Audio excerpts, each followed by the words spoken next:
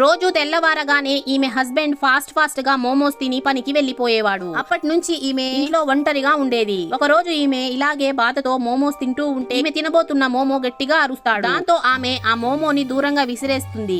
అప్పుడే ఉన్నట్టుండి మోమోలోకి ప్రాణం వచ్చి కాళ్ళు చేతులు వచ్చి ఒక పిల్లాడిలాగా అయిపోతాడు. ఇది చూసిన అమ్మ ఎంతో ఆనందించి ఆ మోమోని గుండెకి హత్తుకుంటుంది. అప్పటి నుంచి అమ్మ ఆ మోమోని ఎంతో ప్రేమగా చూసుకునేది.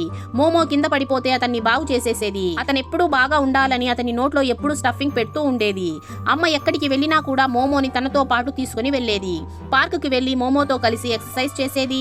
మెల్లిమెల్లిగా ఈ మోమో బేబీ పెద్దగా అయిపోతాడు. అతనికి తన వయసున్న పిల్లలతో ఆడుకోవాలని ఉంటుంది. కానీ అమ్మ ఈ మోమోని వాళ్ళతో ఆడుకోవడానికి పంపించేది కాదు. ఆడుకోవాలన్నా ఇంట్లోనే ఆడుకోని చెప్పేది. ఇది మోమోకి అస్సలు నచ్చదు. అమ్మ మాటలు ఇతనికి ఇరిటేటింగ్ గా అనిపిస్తూ ఉండేవి. ఒక రోజు అమ్మ ఇంట్లో లేనప్పుడు ఇతను పిల్లలతో ఆడుకోవడానికి బయటకి వెళ్లిపోతాడు. దాంతో ఇది అమ్మకి తెలిసిపోయి మళ్ళీ అమ్మ మోమోని ఇంటికి తీసుకుని వచ్చేస్తుంది. దాంతో మోమోకి అమ్మ పైన చాలా కోపం వచ్చేస్తుంది. అమ్మతో సరిగ్గా మాట్లాడేవాడు కాదు. ఇంట్లోనే బీరు తాగేవాడు. ఎప్పుడు తలుపు క్లోజ్ చేసుకుని ఉండేవాడు. ఒక రోజు అమ్మ ప్రేమగా ఇతని కోసం ఫుడ్ వండితే ఇతను తినకుండా తన ఫ్రెండ్స్ తో తిరగడానికి వెళ్లిపోతాడు. సాయంత్రం మోమో వచ్చేటప్పుడు తనతో పాటు తన గర్ల్ ఫ్రెండ్ ని కూడా ఇంటికి తీసుకుని వస్తాడు. ఇది చూసిన అమ్మ షాక్ అయిపోతుంది.